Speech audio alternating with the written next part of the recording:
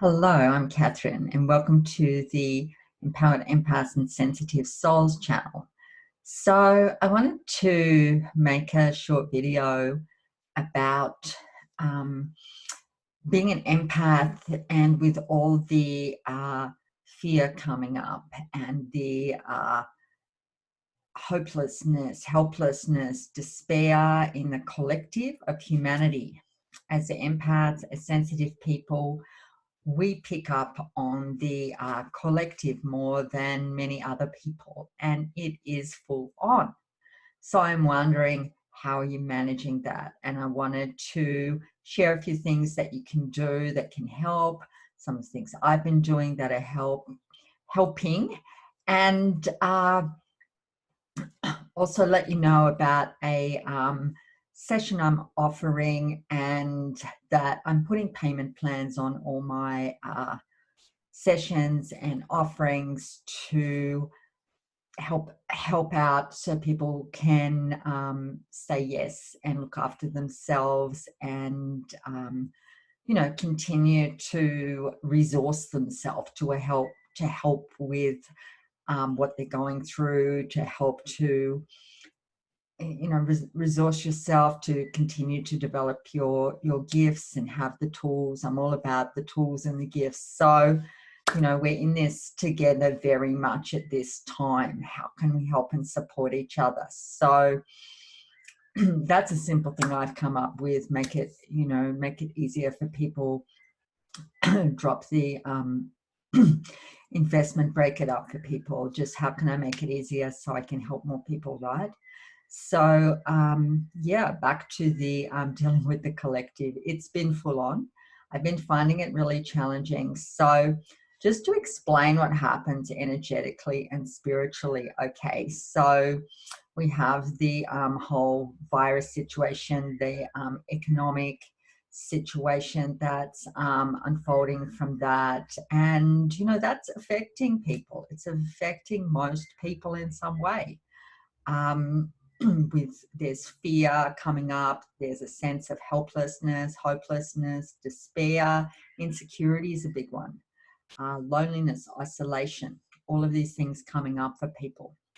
And what happens energetically and spiritually with the negative increase? There's actually a collective increase in the negative emotions. Of course, we all feel these things at times, but it's like the dial's been turned up on the negative emotions. It's like they've been just supercharged, right?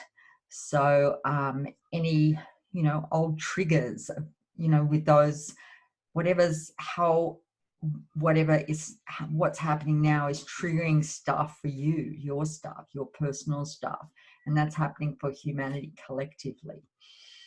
So in a sense, it's a great opportunity to heal wounds and free yourself.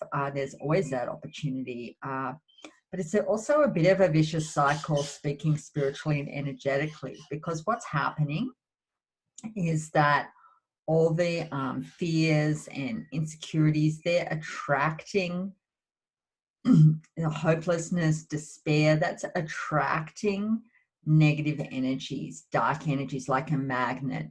They feed off that stuff. Like negative energies, like dark energies, but also like entities and things that it's lunch for them. So there are negative entities in the environment. Interesting, the light's doing stuff. Okay. I'm sort of manifesting of what I'm talking about. Wouldn't be the first time. So there's a lot, in our environment all around us, hopefully not in your home environment, but in the, in the larger environment, there's, things like entities and different sort of psychic entities and thought forms, all of these things, right?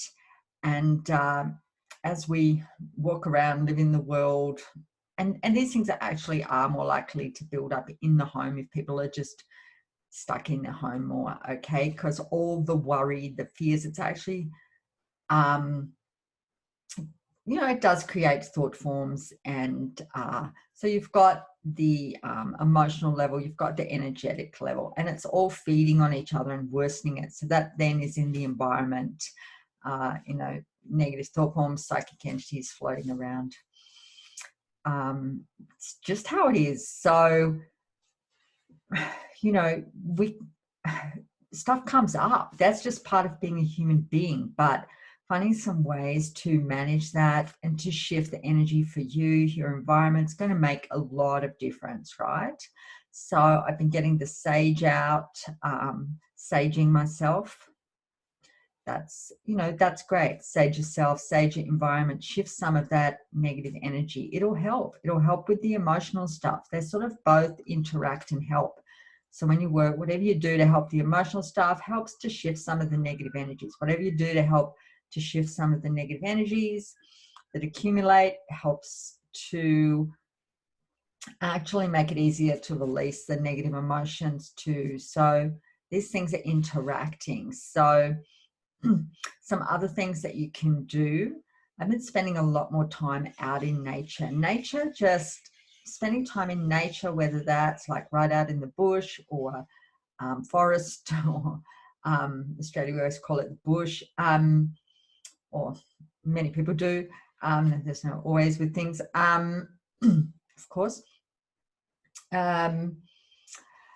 Just in your garden, even, down a leafy street, a park, whatever, whatever's accessible for you, even, if you can. Some people, of course, are in lockdown in their house, so that is not an option for them. But if you can get outside, it really just helps release that. I have been just asking the elemental spirits to help, or you can ask the devas, the nature spirits, right, to help, to cleanse the negative energies, to cleanse the aura. I've been having the windows and doors. It's cooling down here, but I've found the more I allow the air to flow, I've been having the windows and doors open more and let that energy flow. I've been inviting the wind and the earth and the rain to just cleanse my aura, spending that time out in nature. That's been so helpful.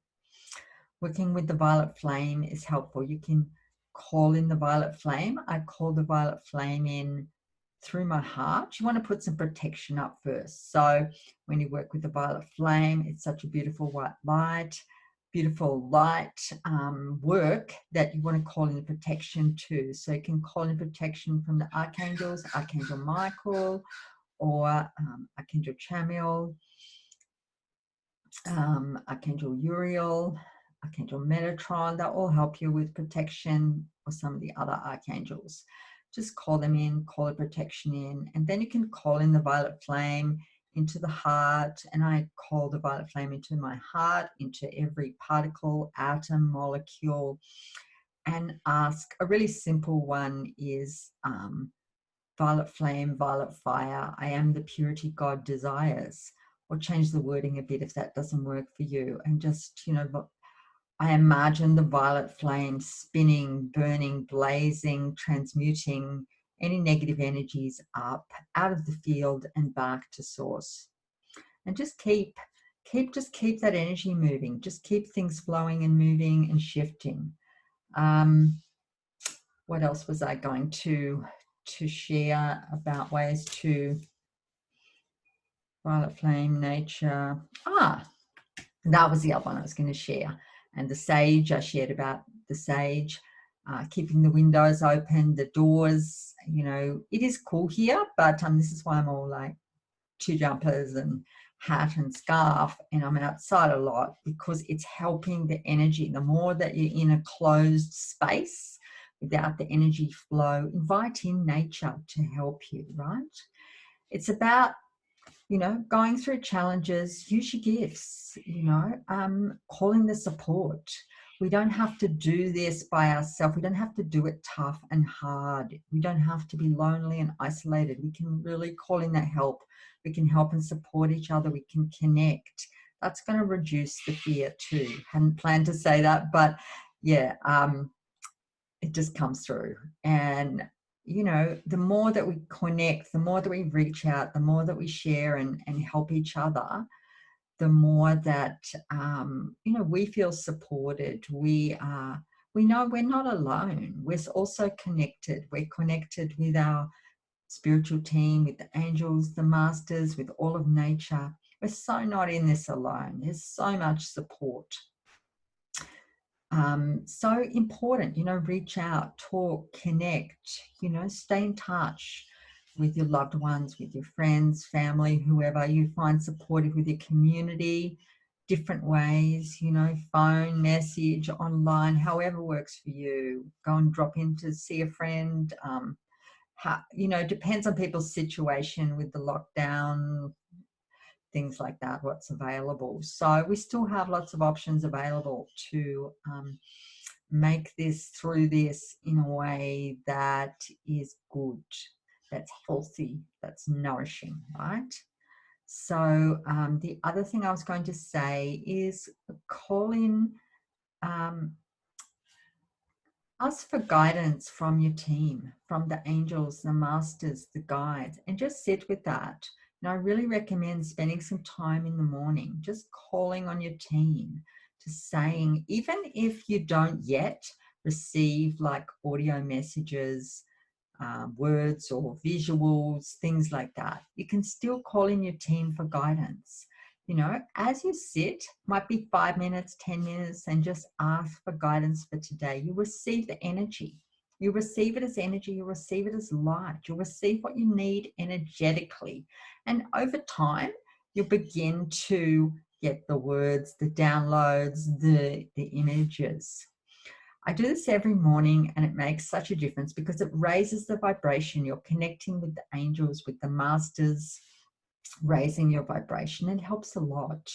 And also there's that sense of connection and support. Even if you don't see them, even if you don't hear them, our body, our energy feels and senses something, okay? Just it might be something very gentle, a change in temperature. Just notice how you experience that. You might just hear a very subtle sound, feel a presence. They're there. So, call on them. So that's my tips. And what I'm guided to create is a new session that is for emotional healing, combining emotional healing, energetic and spiritual clearing, a 1-hour session working with the angels, masters, archangels, creator, source, as I'm guided, right? I'm very intuitive in how I work. I also combine timeline therapy to go to the root cause of whatever's coming up emotionally, because emotions work like layers. So whatever's coming up now, let's say fear, insecurity, it goes back to a time in your life, even a past life where you felt that before, and that all gets triggered. It's like it triggers down the line. So we can start to do some of the emotional healing, the energetic and spiritual healing. It'll help you. It'll help to use this time to continue to move forward, to, move forward in an easier way, in a lighter way, to maintain the hope. So important to maintain your connections with with your team, with creator, with source, and just maintain hope, maintain that connection with the light, and know that, we will come through this time and find our way forward, and collectively speaking. And I'm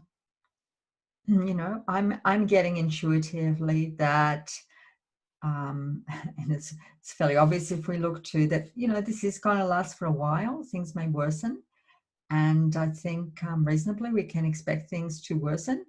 And I'm not being a pessimist. I'm being a realist. I'm a very optimistic person by nature, but I'm also a realist. We can expect things to get worse, not to create fear, but just to realize that it's not over yet. It's not over tomorrow. And so how can we get through this time in a good way? So I've made some suggestions with that. and know that, you know, we can continue to support each other, to connect, and, you know, find new ways, even in this physical isolation and limitations. We're not limited beings. We're sovereign beings. We're divine beings. We're connected with all of life, with nature.